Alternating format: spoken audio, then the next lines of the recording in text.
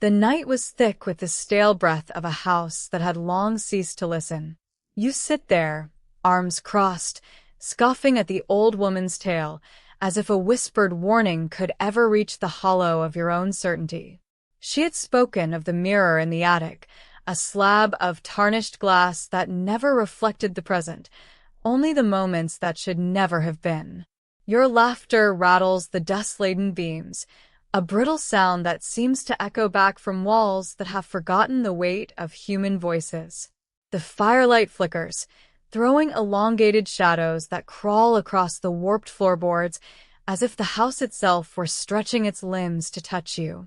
You feel the chill of the attic's breath seeping through the cracked plaster, a cold that knows the shape of your spine. "It's just a story," you mutter, but the words feel heavy, as though they are being pulled into a void beneath the floor. The old woman's eyes, milky and unblinking, stare past you, fixed on a darkness that you cannot see. She whispers again, her voice a rasp of rusted hinges. "Look, and you will see the one who never left." A sudden creak shatters the silence, the attic door swinging open on its own accord. The air shifts, carrying a faint perfume of wilted roses and rot. You rise, the wood protesting under your weight, and climb the narrow staircase that seems to stretch infinitely upward, each step groaning with the weight of forgotten footsteps.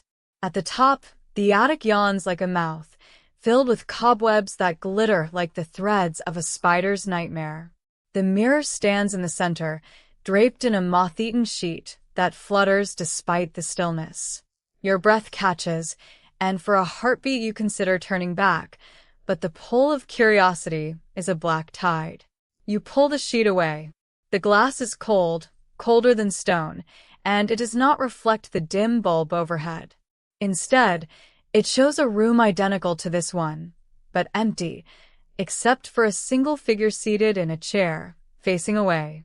The figure's back is turned, but you feel the weight of its stare through the glass, a gaze that pierces the skin and settles in your gut.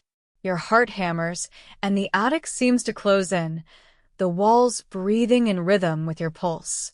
The figure turns slowly, and you recognize yourself, older, skin stretched thin over bone, eyes hollowed by a lifetime of denial. A grin cracks across that reflection, a smile that does not belong to any living mouth. You try to look away, but the mirror's surface ripples like water disturbed by a stone. Images cascade, the old woman, her eyes now black pits, chanting in a language that gnaws at your sanity. The house itself, its foundation cracking, exposing a cavern of screaming shadows, your own hands, now twisted into roots that claw at the floorboards. A whisper erupts from the glass, not spoken but felt, a vibration that crawls up your spine.